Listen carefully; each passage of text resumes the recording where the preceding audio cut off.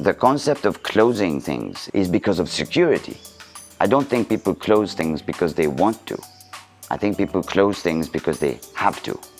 And on Bird, we don't have to. You can have this because we're employing only people we know. We're employing local people. I know these people. I know them.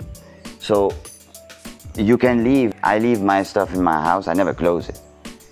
I leave my phone, I leave my iPad, I leave whatever. I leave everything. So the design is because we can. We give you a safe, it makes you feel a bit better. You got something very special, you put it in the safe. But the reason we don't close it is because we don't have to. And we don't have air conditioning, which means if we close it, it would be a little oven for you to sleep in, because we don't have to. On the contrary, if you did not want birds to come in, you would have to close it.